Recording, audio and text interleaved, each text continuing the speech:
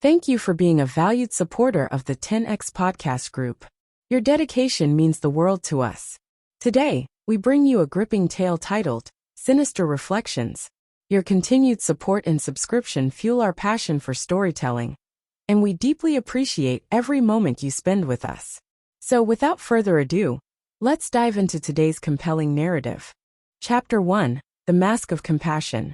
The office of Dr. Miranda Wolfe exuded a calming warmth, a sanctuary of soft lighting and neutral tones. Shelves of carefully curated books on human psychology lined the walls, their spines unbroken, more for effect than use. A faint scent of lavender wafted through the air, engineered to relax her patients the moment they walked in. Miranda sat across from Samantha Ortega, a woman in her late 20s with hollowed cheeks and trembling hands. Samantha's eyes darted nervously around the room, avoiding Miranda's piercing gaze. Miranda leaned forward, her voice soothing, but with an undertone of command. "You're safe here, Samantha. This is a space where you can let it all out. No judgment, just healing," Miranda said, her lips curling into a disarming smile. Samantha hesitated before speaking. I can't stop thinking about it. About what I did. About how I should have stopped it." Miranda tilted her head slightly, a calculated gesture that made her seem empathetic. "And what do you feel you should have done differently?" The question was open-ended, designed to let the patient spiral into their thoughts. Samantha broke down, tears streaming as she recounted her past. An incident involving her brother's overdose while she had been too high to notice. The guilt clung to her like a second skin. "I should have saved him," Samantha sobbed. "I should have been there." Miranda waited for the sobs to subside, then leaned in closer. "Maybe you couldn't save him then, but you can honor him now." Samantha blinked, the weight of her guilt shifting slightly under the suggestion. "Honor him? How?" Miranda's voice dropped to a whisper, intimate and persuasive. "By ensuring that no one else suffers because of the same demons. There are people out there responsible for these tragedies. People who exploit others' pain. You can stop them." Samantha froze, the words sinking in. Miranda's suggestion felt like salvation, a purpose to redeem her failures. But beneath her comforting demeanor, Miranda's eyes gleamed with something darker, a satisfaction at seeing the seed planted. Later that evening, Miranda reviewed her notes, though the exercise was more about indulging her control than professional diligence. Each patient was a puzzle, and she had mastered the art of assembling the pieces to fit her needs. Samantha Ortega was no different, a pawn in a larger, intricate game Miranda had been playing for years. Her phone buzzed. It was a text from one of her long-standing patients, a city councilman embroiled in a bribery scandal. "Need advice. Urgent." Miranda smirked. She enjoyed watching powerful men squirm under her thumb. Her advice often came at a price, a debt they didn't even realize they owed until it was too late. Across town, Detective Ethan Hayes sat at his cluttered desk in the precinct, staring at the photographs of a brutal crime scene. Samantha Ortega's actions, as a pawn under Miranda's manipulation, had already begun rippling through the city, though Ethan had no idea yet how interconnected it all was. "What do we have so far?" he asked his partner Julian Knox, who handed him a file. "Suspect confessed," Knox said. "It's cut and dry, but the whole thing feels off." Ethan flipped through the file. The suspect was incoherent during questioning, ranting about redeeming herself and needing to fix what she'd done. Something gnawed at him, a sense that this wasn't the end of the story. "I'm going to dig deeper," Ethan said. Knox raised an eyebrow. "The captain won't like you going off script again." "Just saying." Ethan ignored him, focused instead on the threads that didn't add up. He didn't know it yet, but his pursuit of the truth would lead him into a confrontation with a mind far more dangerous than any he'd faced before. Chapter 2, Seeds of Deceit. Samantha Ortega couldn't shake the words Dr. Miranda Wolfe had spoken. They replayed in her mind like a haunting melody, weaving themselves into the fabric of her thoughts until they no longer felt like suggestions but truths. "You can stop them." Samantha sat in her dimly lit apartment, staring at a worn photograph of her brother. His youthful face beamed at her from the picture, a snapshot of a time when life hadn't yet crushed them under its weight. A bottle of cheap whiskey sat half empty on the table, her trembling hand hovering over it before she pushed it away. She had promised Miranda she wouldn't drink, and though she wasn't sure why, she wanted to honor that promise. Her phone buzzed, breaking her reverie. It was a message from an unknown number. They deserve to pay. Be strong. Be brave. Samantha stared at the message, her heart pounding. She didn't need to ask who it was from. Miranda always had a way of making her feel seen, even when she wasn't in the room. The words ignited something in Samantha, a dangerous mix of guilt, anger, and determination. Dr. Miranda Wolfe, the chess master at work. Miranda sat in her office, her demeanor calm and collected as her next patient entered. Trevor Langston, a high-profile corporate attorney, was a man burdened by secrets. He had come to Miranda months ago seeking solace from the pressure of his double life, a life filled with illicit affairs and quiet betrayals.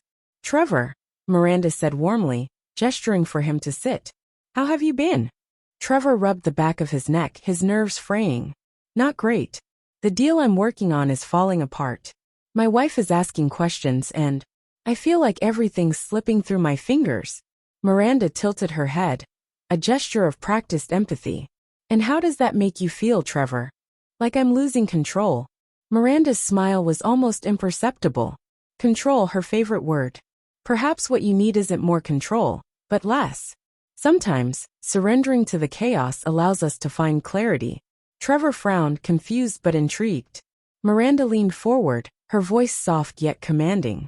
"You've spent your life playing by rules that weren't designed for you. What if just this once you rewrote them?" Her words were a riddle, a seed of manipulation planted in fertile ground. Trevor left the session uneasy, but unable to dismiss the idea. Miranda's influence had taken root, as it always did. Detective Ethan Hayes, the uneasy pattern. Ethan sat in the precinct's dimly lit records room, surrounded by case files that had no apparent connection. Yet, something gnawed at him, a hunch that wouldn't let go. Each of the recent crimes he was investigating seemed bizarre in its own way, as if the perpetrators had been driven by something other than their own volition. "What are you still doing here?" Julian Knox appeared in the doorway, arms crossed. "You're going to burn yourself out." Ethan waved him off. "Something's not right about these cases. They all feel orchestrated." Knox sighed, stepping closer. "You're chasing ghosts, Ethan. The Ortega case is closed," she confessed. "Let it go." But Ethan couldn't. There was something about Samantha's confession that didn't sit well with him. Her words during the interview had been too rehearsed, too deliberate, like she was reciting lines from a script. He flipped through another file, his mind racing. A suspect in a previous case, a businessman who had violently attacked a competitor, had made similar cryptic statements during his confession. "She told me I could fix it." At the time, it had seemed like the ramblings of a guilty mind. Now it felt like a thread worth pulling. The first pawn falls. Samantha stood outside the dimly lit building, clutching a can of gasoline. Her breath came in short, ragged gasps as her mind waged war with itself. Miranda's words were a mantra in her head. "You can stop them.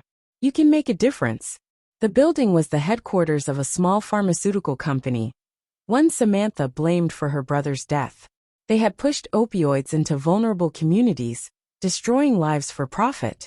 Miranda had helped her see this truth. Or at least, that's what Samantha believed. As she doused the front steps with gasoline, her hands shook. Tears streamed down her face, but she forced herself to keep going. She struck a match, the flame illuminating her tear-streaked face for a brief moment before she threw it onto the steps. The explosion wasn't large, but it was enough to engulf the front of the building in flames. Samantha stumbled back, her heart pounding as she watched the fire consume the place she had come to see as the embodiment of her guilt. For the first time in years, she felt a twisted sense of relief.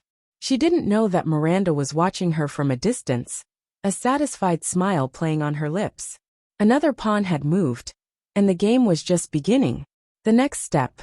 The next morning, Ethan stood outside the smoldering remains of the pharmaceutical building. His jaw tightened as he took in the scene, his gut screaming that this wasn't just an act of random arson. The suspect, a young woman named Samantha Ortega, had already been apprehended nearby, her confession eerily similar to the one that had been haunting Ethan for weeks. Another open and shut case, Knox said, clapping Ethan on the shoulder. But Ethan wasn't so sure. There was a puppet master at play, he could feel it. And he wasn't going to stop until he found them. Chapter 3, Web of Intrigue. The sterile interrogation room was quiet except for the soft hum of the overhead fluorescent light. Samantha Ortega sat at the table, her hands cuffed and trembling. Her disheveled appearance only amplified the chaos in her eyes. Detective Ethan Hayes stood across from her, arms folded, watching her with the precision of a hawk. "You said you wanted to save people, Samantha," Ethan said, his voice calm but probing. "But instead you burned down a building. People could have died." Samantha shook her head violently, tears spilling down her face. "No, I wasn't trying to hurt anyone. I just wanted to stop them. They killed my brother. They're the reason he's gone." Ethan leaned in, lowering his voice to a near whisper. "Who told you that? Who put that idea in your head?" Her eyes darted toward the one-way mirror, then back to Ethan. Her lips quivered as though she was on the verge of saying something, but couldn't bring herself to. "No one. I just knew." He didn't believe her. There was something off about her tone, a rehearsed quality, that made him suspect she wasn't entirely in control of her story. Ethan straightened and slid a glass of water toward her. "Samantha, you're not a bad person. But someone's using you. If you don't tell me who it is, more people are going to get hurt. Do you want that?" Samantha clutched the edges of the table, her knuckles turning white. "You wouldn't understand. She helped me." Ethan's heart skipped a beat. "She? Who are you talking about?" Samantha's head jerked up, her expression suddenly defiant. "No one. Leave me alone. I don't need your help." Ethan sighed, stepping out of the room. Outside, Detective Julian Knox was waiting, his arms crossed. "She's cracked," Knox said. "And it's not surprising, considering what she's been through." "She's not cracked," Ethan snapped. "She's manipulated." Knox raised an eyebrow. "By who? Some invisible boogeyman?" "Ethan, I know you like to dig, but sometimes the simplest explanation is the right one. She's guilty. Case closed." Ethan ignored him. His instincts told him there was more to this story, and he wasn't about to let it go. Dr. Miranda Wolfe, a master of shadows. Miranda sat in her sunlit office, her face a mask of serenity, as her latest patient poured out their soul. Trevor Langston was unraveling, his voice strained as he spoke about the mounting pressures in his life. His wife was suspicious of his late nights. His firm was threatening to cut ties with him, and he felt like he was drowning. "I don't know what to do anymore," Trevor said, burying his face in his hands. "I've tried everything." Miranda leaned forward, her expression one of perfect concern. "Perhaps the problem isn't what you're doing, Trevor. It's what you're not doing." He looked up at her, confusion etched across his face. "What do you mean?" Miranda's voice softened, becoming almost hypnotic. "You've built your life around pleasing others, your wife, your firm, even society. But have you ever stopped to ask yourself what you want?" Trevor hesitated, the question disarming him. I guess not." "There's your answer," Miranda said, a faint smile tugging at her lips. "Sometimes, to take control of your life, you have to take risks. Bold moves can lead to freedom." Trevor nodded slowly, her words planting themselves firmly in his mind. Miranda watched him leave, knowing that her seeds of manipulation had taken root. In time, Trevor would act on her suggestions, and she would add another thread to her growing web. Ethan digs deeper. Back at the precinct, Ethan pored over Samantha's case file, his desk a chaotic mess of papers and photographs. He highlighted key phrases from her confession. "She told me I could make it right. I wanted to fix what I did." The language was eerily similar to statements made by other suspects in unrelated cases. A corporate executive who had embezzled millions. A stay-at-home mom who had poisoned her neighbor. A teenager who had vandalized a local church. In each case, the perpetrators spoke of an unnamed figure who had given them clarity. Ethan's pulse quickened as he opened another file.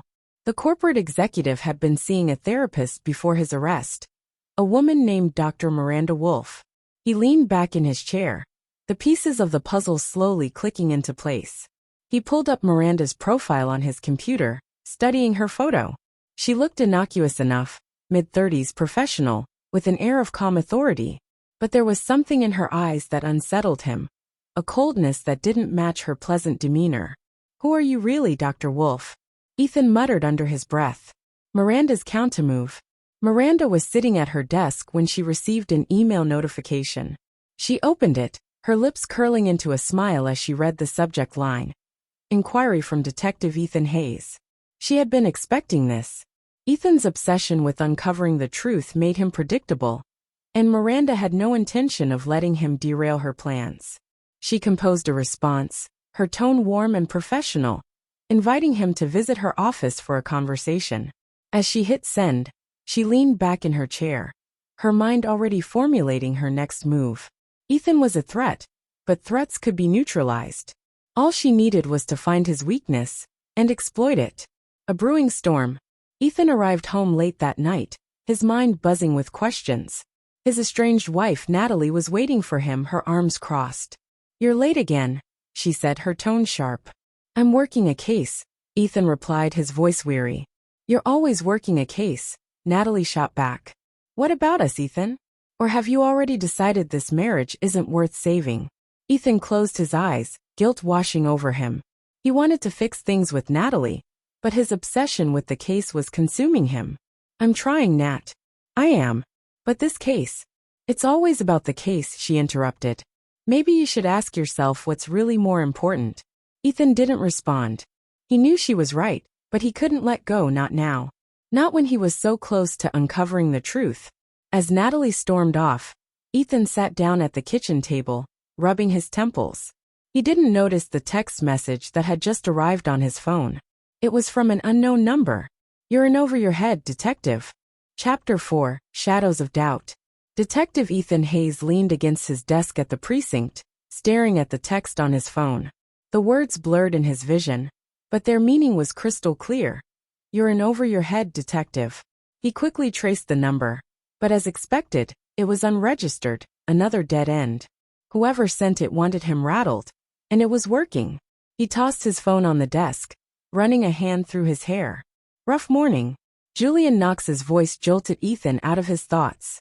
Ethan looked up to see his partner with a steaming cup of coffee in hand, his expression a mix of curiosity and skepticism. "Just piecing things together," Ethan muttered, slipping his phone into his pocket. Knox leaned on the desk beside him.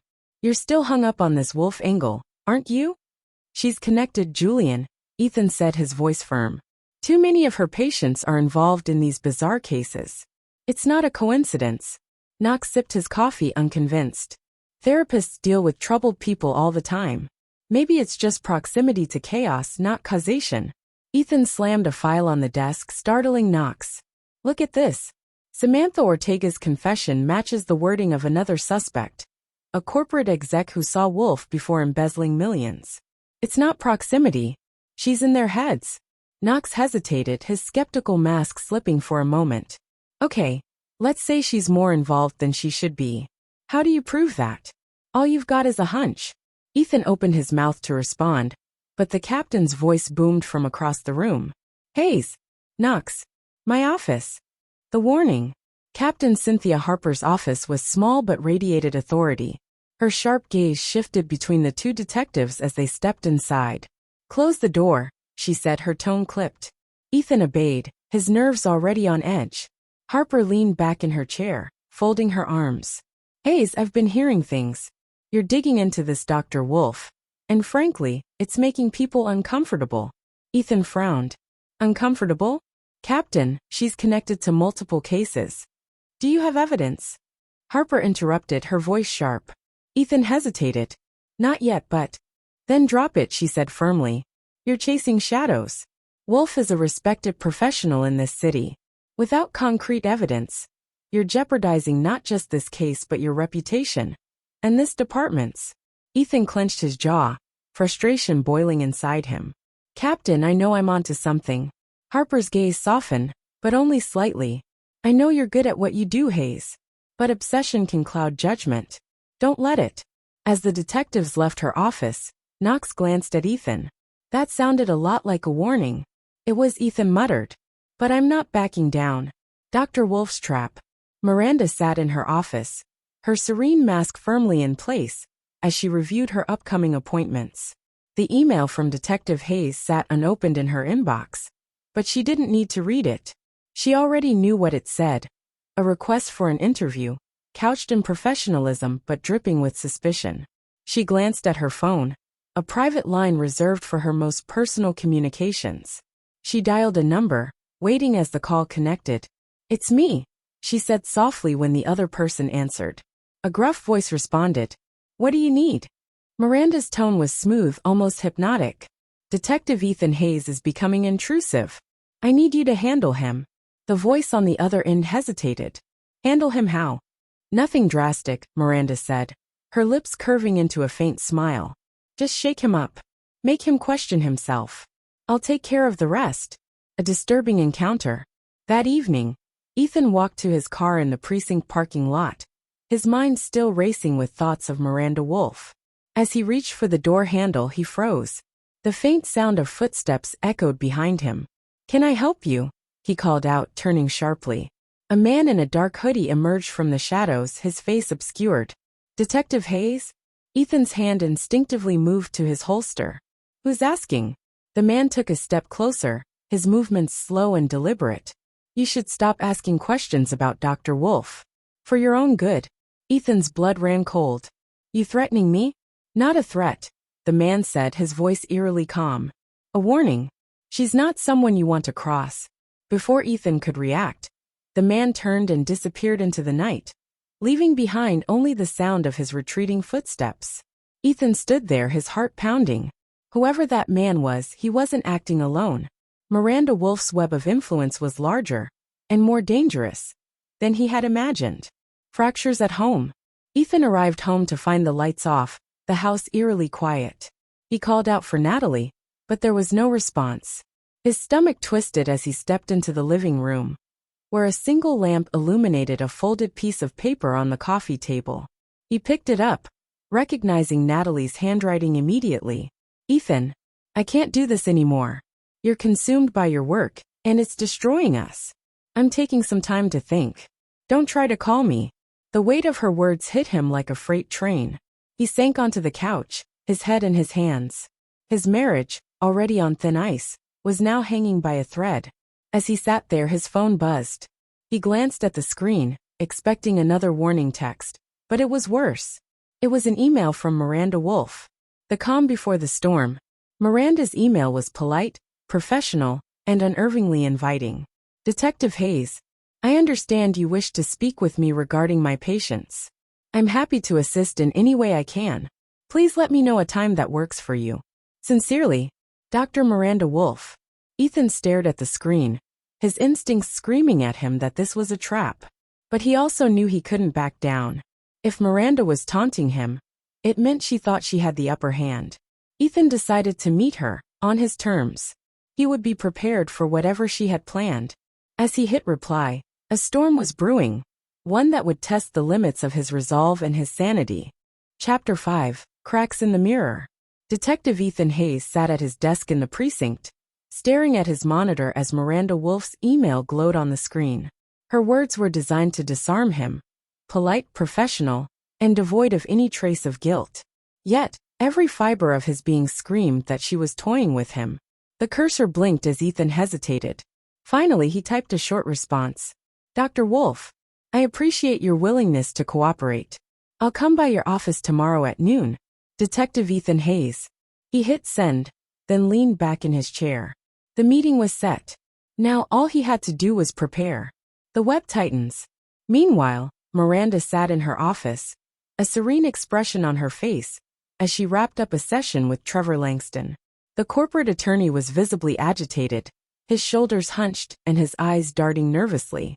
"I've done everything you suggested," Trevor said, his voice trembling. "But it's not enough. They're still coming after me." Miranda tilted her head, her gaze steady. "Then you must act decisively, Trevor. You've allowed others to control you for too long. It's time to reclaim your power." Trevor stared at her, the seed of her suggestion taking root. "What are you saying? What should I do?" Miranda leaned forward, her voice soft but firm. "You already know the answer, Trevor. You've always known. The question is whether you have the courage to follow through." He nodded slowly, his resolve hardening. As he left her office, Miranda allowed herself a small, satisfied smile. Another piece of her puzzle was in place. Her phone buzzed. She glanced at the screen and saw Ethan's response to her email. Perfect. The game was unfolding exactly as she had planned. The meeting. The next day, Ethan arrived at Miranda's office precisely at noon. The building was immaculate, a pristine facade that exuded professionalism and trust. But Ethan felt the underlying chill of deception as he stepped into the waiting room. A cheerful receptionist greeted him. "Detective Hayes? Dr. Wolfe is expecting you. Please follow me." Ethan followed the receptionist down a quiet hallway lined with soothing art and neutral tones. He couldn't shake the feeling that everything about this place was designed to lower defenses. Miranda was seated at her desk when Ethan entered. She rose to greet him, her smile warm and inviting. "Detective Hayes, thank you for coming. Please have a seat." Ethan took the chair across from her, his expression guarded. "Thank you for agreeing to meet with me, Dr. Wolfe." "Of course," Miranda said smoothly. "How can I help?" Ethan wasted no time. "Several of your patients have been involved in recent crimes. I'm trying to understand if there's a connection." Miranda's expression didn't falter. "Detective, I assure you that any actions my patients take outside this office are their own. My role is to provide guidance and support." Ethan studied her, searching for cracks in her composure. And what kind of guidance might lead someone like Samantha Ortega to burn down a building? Miranda's lips parted in surprise, or what appeared to be surprise. "Samantha? Oh, detective, you misunderstand. Samantha has been through significant trauma. If she acted out, it's a tragedy, but I'm afraid I can't comment further. Patient confidentiality prevents me from discussing her case." "Convenient," Ethan said, his tone sharp. "But what if those actions were influenced by something, or someone in this office?" Miranda's eyes narrowed slightly, a glimmer of steel beneath her polished facade. "Are you accusing me of something, detective?" Ethan leaned forward. "I'm saying too many of your patients are leaving here with ideas that lead them to commit crimes. Ideas that don't feel like their own." Miranda held his gaze unflinching. "And I'm saying that you're grasping at straws, detective. Therapy is a vulnerable process. Patients often misinterpret guidance in ways that we can't predict or control. To suggest otherwise is not only unfair, but defamatory." The room grew tense, the air thick with unspoken challenges. Ethan knew she was lying, but he had no proof yet. A new player. After the meeting, Ethan returned to the precinct, frustrated but more determined than ever. Knox was waiting for him, leaning against Ethan's desk with a skeptical look. "Well," Knox asked. "How'd it go?" "She's good," Ethan admitted. "Too good. She's hiding something, but I can't pin her down." Knox shook his head. "Maybe because there's nothing to pin. Hayes, you're going down a rabbit hole. The captain's already on your case about this." Ethan ignored him, pulling up files on his computer. "I need more. Something solid to tie her to these crimes." Knox sighed. "And what happens when you hit a dead end? Because you're putting a lot on the line here. Your career, your sanity, maybe even your marriage." The mention of his marriage stung, but Ethan didn't respond. He couldn't. He was too far in to stop now. Miranda strikes back. Later that evening, Miranda sat in her home office, sipping a glass of red wine as she reviewed her notes. Her encounter with Ethan had been expected and perfectly executed. She knew he wouldn't back down, but that was part of the game. A good opponent only made the victory sweeter. She picked up her phone and dialed a number. When the person on the other end answered, her voice was low and commanding. "It's time to escalate. I need you to send him a message, one he can't ignore." The warning escalates. Ethan was driving home when his phone buzzed. He glanced at the screen and saw a text from an unknown number. "You should have walked away." Before he could respond, a loud pop shattered the night. His car swerved as the back tire blew out, sending him skidding to the side of the road. Heart pounding, Ethan jumped out to inspect the damage. The tire was shredded, and a thin metal spike lay nearby, a deliberate act. Ethan scanned the darkness, his instincts on high alert. Someone was watching him, he was sure of it. As he crouched by the car, his phone buzzed again. "Last chance, detective. Stay away from her." Ethan clenched his fists, anger surging through him.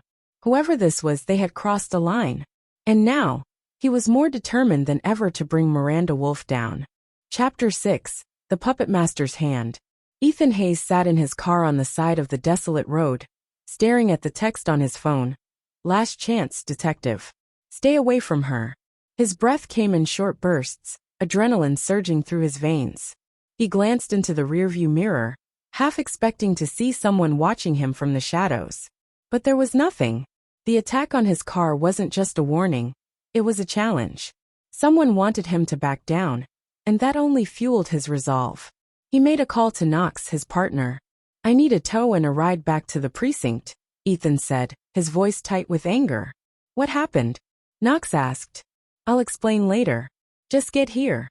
As he waited, Ethan's mind raced.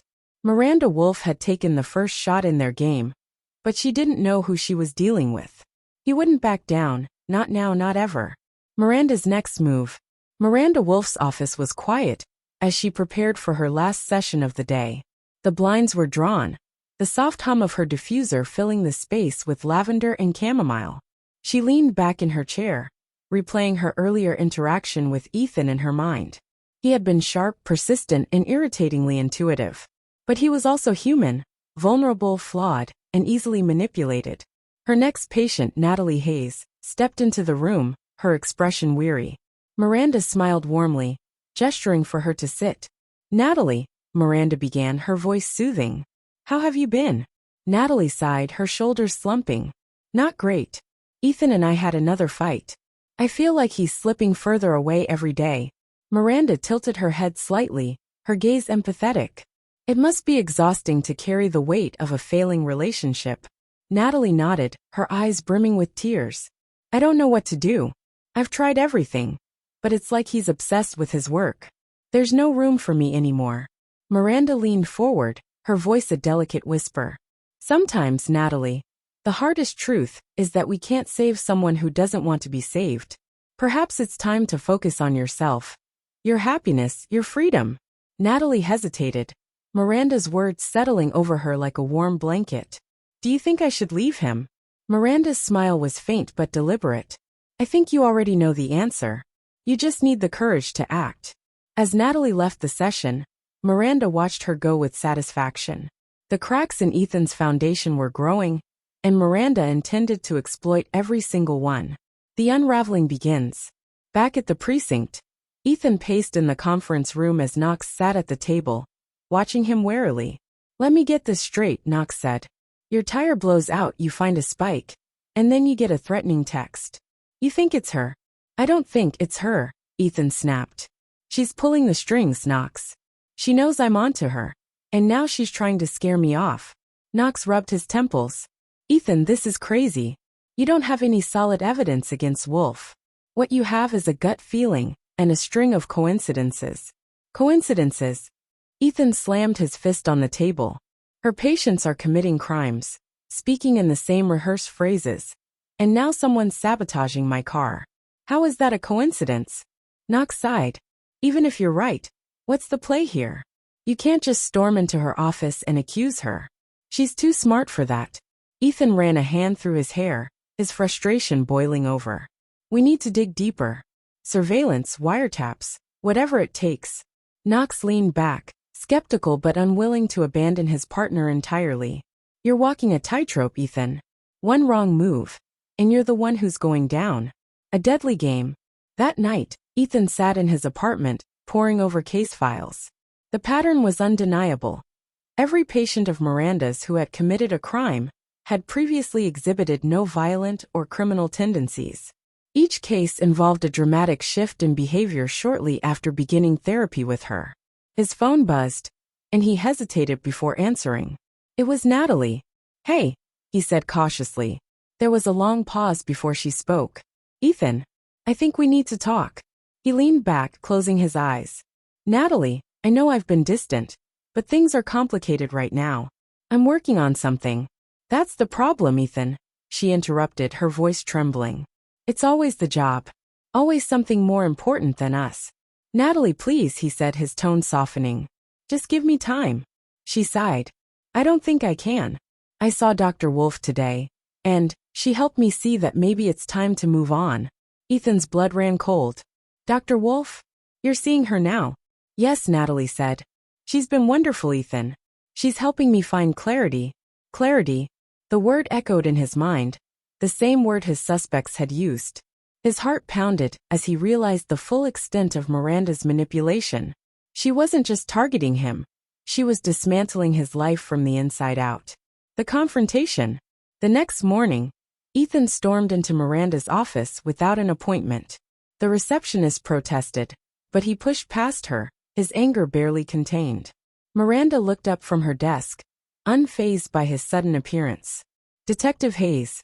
What a surprise. Ethan slammed his hands on the desk, leaning in close. Stay away from my wife. Miranda's expression didn't change. I'm afraid I don't know what you're talking about. Don't play games with me, Ethan growled. I know what you're doing, using her to get to me. It ends now. Miranda leaned back in her chair, her composure unshaken. Detective, I'm a therapist. My only goal is to help my patients. If Natalie feels she's found clarity in her sessions, that's hardly my doing. Ethan's fists clenched, but he forced himself to take a step back. I'm going to prove what you are, Miranda. And when I do, your whole empire will come crashing down. Miranda's smile was faint but chilling. Good luck, detective. I do hope you find what you're looking for. A new ally. As Ethan left the office, his phone buzzed with an incoming call. It was Samantha Ortega's lawyer. Detective Hayes, the lawyer said. My client has requested to speak with you. She says she has information that might help your investigation. Ethan's grip on his phone tightened. Samantha had been silent since her arrest, refusing to cooperate. If she was finally ready to talk, it could be the break he needed. I'll be there, Ethan said, his voice firm. As he drove toward the detention center, a sense of unease settled over him. Miranda's web was vast and intricate, but if Samantha had answers, it could be the thread that unraveled everything. Chapter 7: Twisted Loyalties. The detention center loomed in the distance as Detective Ethan Hayes parked his car and stepped out into the cool morning air.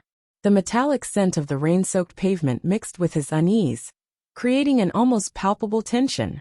Samantha Ortega was his chance, perhaps his only chance, to gain insight into the labyrinth of Miranda Wolfe's manipulations. Ethan walked through the sterile hallways of the facility, escorted by a guard.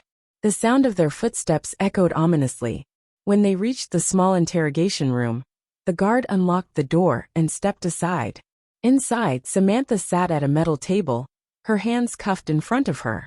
Her once darting eyes now seemed hollow, her demeanor subdued. Yet there was a flicker of something in her expression as she looked up and met Ethan's gaze. Regret, fear, and something else he couldn't quite place. Samantha, Ethan greeted as he took a seat across from her. I appreciate you agreeing to talk. She hesitated before speaking, her voice barely above a whisper. I didn't know who else to turn to. I feel like I've been living in someone else's nightmare. Ethan leaned forward. Tell me everything. What happened with Dr. Wolfe? Samantha flinched at the mention of Miranda's name, her hands trembling slightly. It started so innocently. She made me feel understood, like I wasn't alone. She said I could make things right, that I could honor my brother by fighting the people who profited from his pain. Fighting how? Ethan pressed. Her voice cracked as she continued. She didn't tell me to burn down that building. Not directly, but she planted the idea. She said things like, justice requires action, and true redemption comes through sacrifice. It felt like she was guiding me without saying it outright. Ethan's jaw tightened. And you believed her? Samantha nodded, her eyes filling with tears. I trusted her. She made me feel like I had a purpose. But after what I did, I realized I wasn't myself anymore. It's like she got into my head and twisted everything, connecting the dots. Ethan's heart raced as Samantha's words confirmed his suspicions. Miranda wasn't outright instructing her patients to commit crimes. She was manipulating them into thinking it was their own idea. This wasn't just unethical, it was diabolical. Samantha, Ethan said carefully, did Dr. Wolfe ever suggest anything about me? Did she mention my name? Samantha looked down, avoiding his gaze. Not at first. But after the fire, she started talking about how people wouldn't understand what I did. She said the police would twist it, that they'd try to make me look like a monster. Ethan felt a chill run down his spine. Miranda had been anticipating his moves long before he'd even connected her to the crimes. And then, Samantha hesitated. She said you wouldn't stop until I was destroyed. She made it sound like you were the enemy. Ethan's hands clenched into fists under the table. Miranda's reach was deeper than he'd feared. She wasn't just targeting her patients, she was weaponizing them against him. A fractured alliance. Later that day, Ethan returned to the precinct, his mind racing with possibilities. He needed Knox on his side more than ever. But his partner's skepticism had been growing with each passing day. Knox, Ethan said as he approached his partner's desk. I talked to Samantha Ortega. Wolfe's manipulating her patients, planting ideas in their heads. Knox looked up from his paperwork, his expression weary. And you have proof of this? Ethan hesitated. Not yet. But Samantha's confession lines up with everything we've seen so far. Wolfe's not giving direct orders. She's using her patients' vulnerabilities against them. Knox sighed, leaning back in his chair. Ethan, I want to believe you, but this is thin. You're basing everything on the words of a confessed arsonist.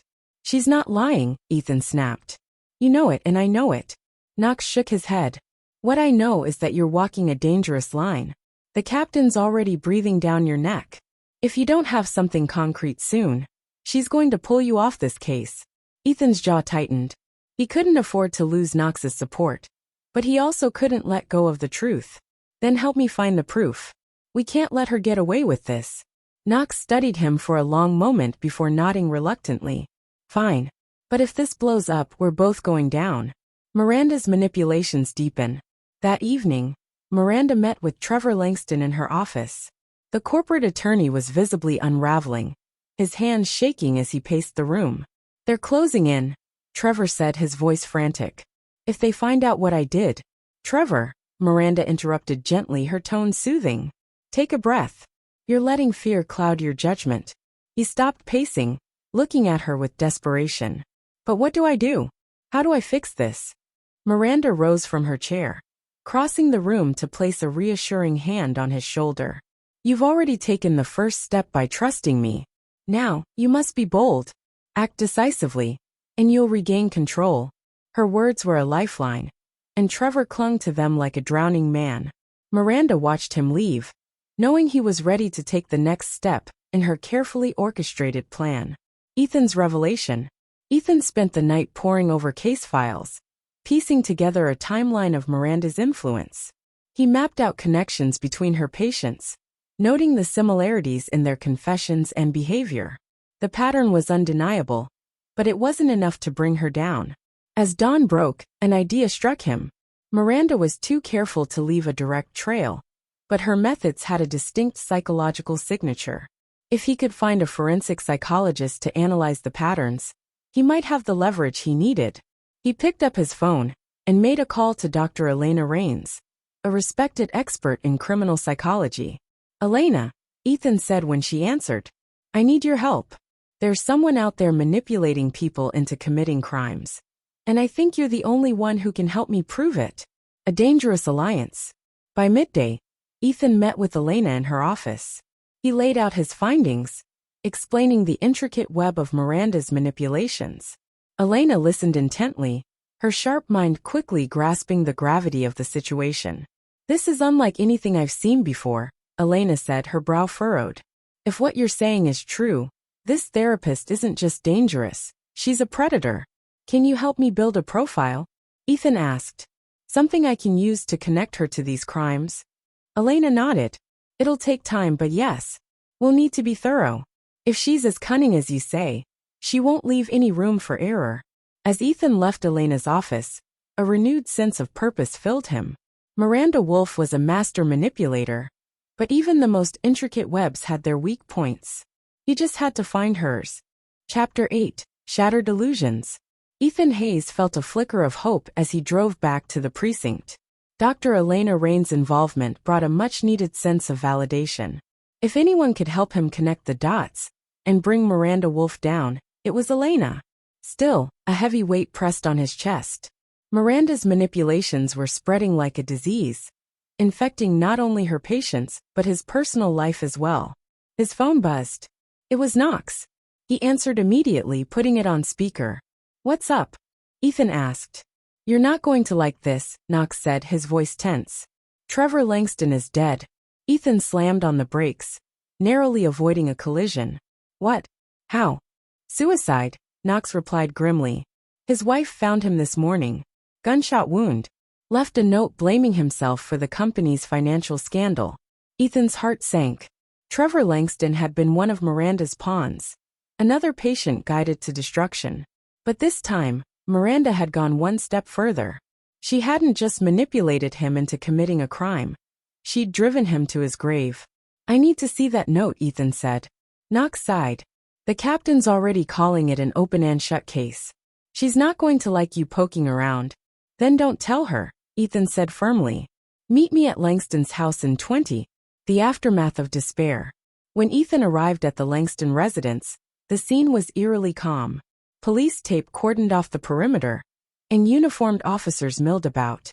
Inside, the air was heavy with grief and silence. Trevor's widow, a pale and tear-streaked woman in her early 40s, sat on the living room couch, clutching a handkerchief. Ethan approached her cautiously. "Mrs. Langston, I'm Detective Hayes. I'm so sorry for your loss."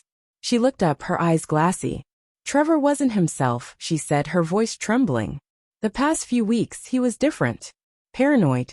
Agitated. He kept saying he needed to fix things. But he wouldn't tell me what." "Did he mention anyone he was talking to? A therapist, maybe?"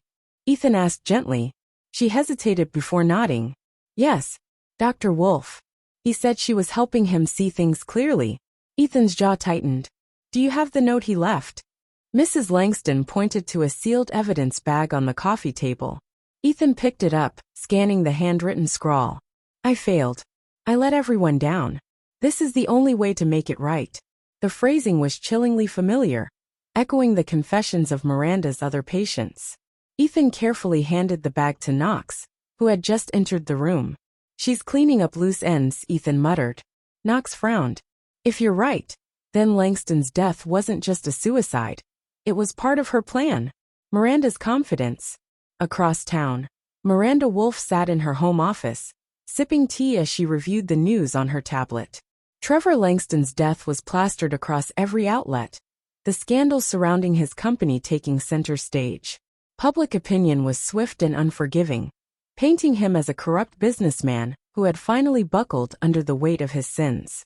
Miranda's lips curled into a faint smile. Trevor had been an excellent pawn, his downfall a masterstroke in her larger game. But Ethan Hayes was proving to be a more formidable opponent than she had anticipated. His relentless pursuit of the truth was becoming a problem, one that required immediate attention. She picked up her phone and dialed a number.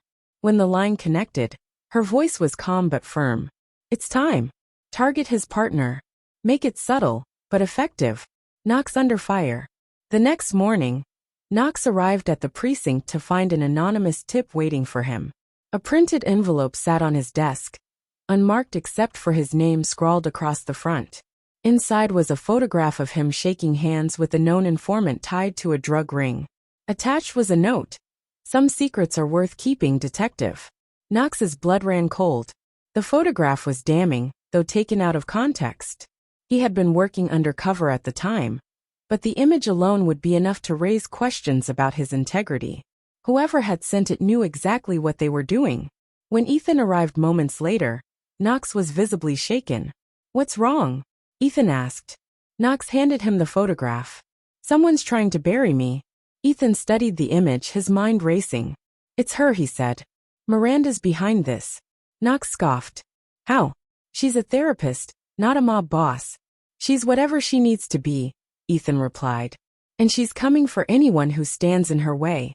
Knox sank into his chair, rubbing his temples. "What do we do?" "We hit back," Ethan said. "Hard."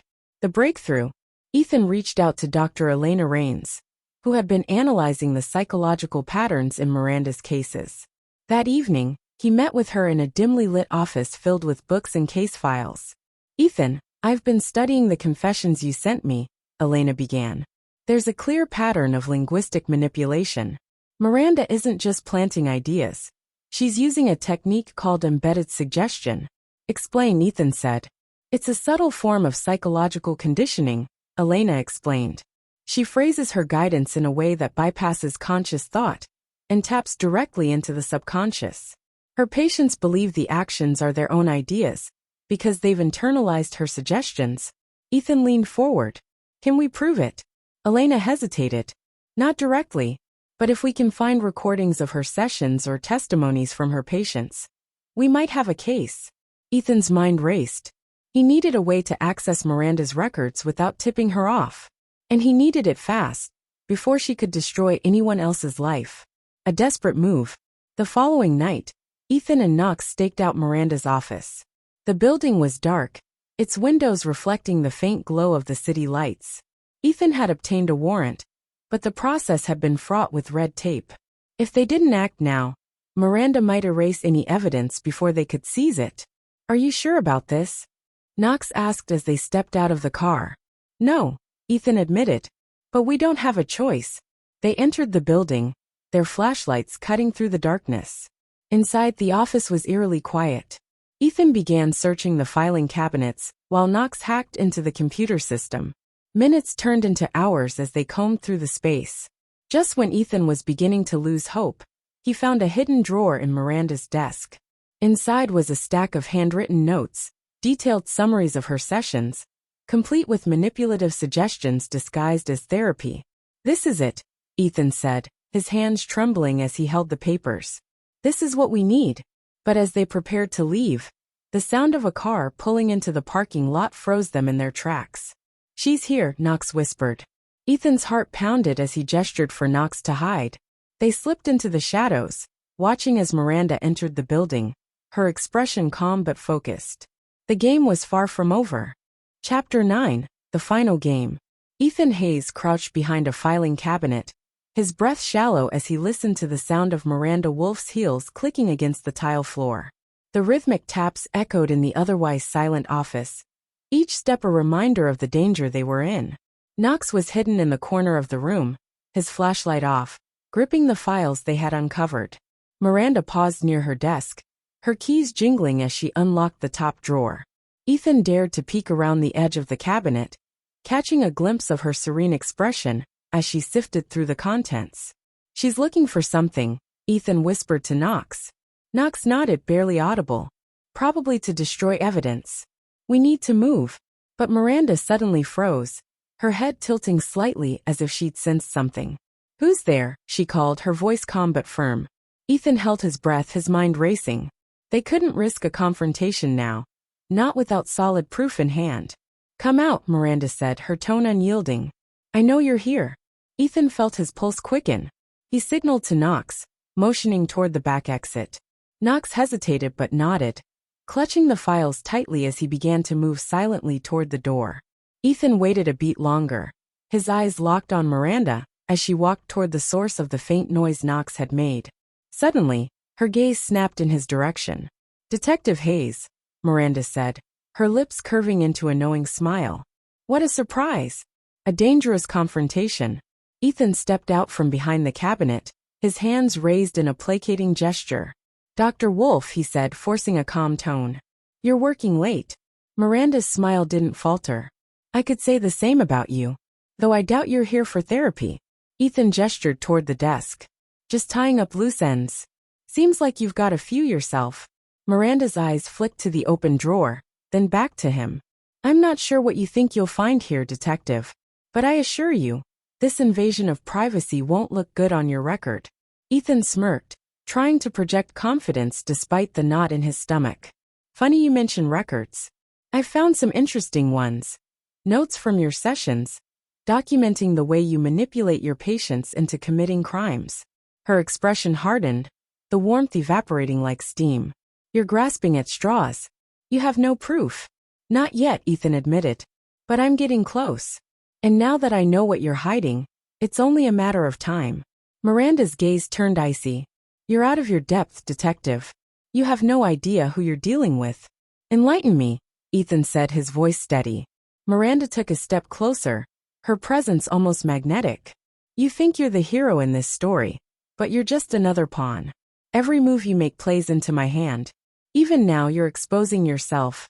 your vulnerabilities, your desperation. I don't need to destroy you, Ethan. You'll do it yourself. A narrow escape. As Miranda spoke, Ethan's mind raced. She was trying to rattle him, to break his focus and make him slip. But he couldn't afford to falter now. From the corner of his eye, he saw Knox creeping toward the exit, the files secured under his arm. I'll see you in court, Ethan said, stepping backward slowly. Miranda's smile returned, but it was cold, calculated. I doubt that, detective. I'm very good at covering my tracks. Ethan didn't respond. He turned and made for the door, his heart pounding as he slipped out into the hallway. Knox was already waiting by the car, the engine running. Go, go, go. Knox hissed as Ethan jumped into the passenger seat. As they sped away, Ethan glanced back at the building. Miranda stood in the window, her silhouette framed by the dim light. She didn't move, didn't react, just watched as they disappeared into the night. The evidence mounts. Back at the precinct, Ethan and Knox laid out the files on the conference room table. The handwritten notes were damning, detailing Miranda's sessions with her patients in chilling detail. Each entry was a masterclass in psychological manipulation, with phrases like, guide them to see the inevitable, and plant the idea as their own. This is it, Ethan said, his voice filled with a mix of triumph and exhaustion. This is what we need to bring her down. Knox wasn't as optimistic. It's good, but it's not enough. These notes could be dismissed as speculative, or even fabricated. We need corroboration, testimonies, recordings, something solid. Ethan nodded, his mind already working. Samantha Ortega. She's willing to talk, and her story matches the patterns in these notes. If we can get her to testify, it strengthens our case. And what about the others? Knox asked. The ones who aren't dead, at least. We'll find them, Ethan said. But first, we need to make sure Miranda doesn't slip through the cracks. Miranda's counterstrike. Unbeknownst to Ethan, Miranda wasn't idle. That same night, she met with a shadowy figure in a dimly lit cafe. The man was nondescript, blending seamlessly into the background. Exactly how Miranda liked her associates to be. She's unraveling, Miranda said, her voice low. But she's dangerous. The detective is relentless, and his partner is more resourceful than I anticipated. The man nodded, his expression unreadable. What do you need? A distraction, Miranda said, her tone icy. Something that will force him to look elsewhere. The man leaned back, considering. I'll take care of it. As he left, Miranda sipped her tea, her mind already calculating her next move. Ethan Hayes was a worthy adversary, but in her game, there was only one rule. The house always wins. The beginning of the end. The following day, Ethan received an urgent call from Knox. We've got a problem, Knox said, his voice tense. Samantha Ortega's been moved. What? Ethan barked. By who? Someone higher up, Knox replied. The paperwork says it's for Herb's safety, but I'm calling BS. Someone's trying to bury her. Ethan slammed his fist on the desk. Miranda's reach was deeper than he'd realized, and now she was actively dismantling his case. But he wasn't about to let her win. Get me her location, Ethan said. We're not letting her slip away. Knox hesitated. Ethan, this is getting dangerous. If you push too hard, you could lose everything. I don't care, Ethan said. This ends now. As he hung up, Ethan stared at the files spread across his desk. Miranda's web was vast, but he had something she didn't. A growing determination to expose the truth, no matter the cost. The final confrontation was coming, and Ethan was ready.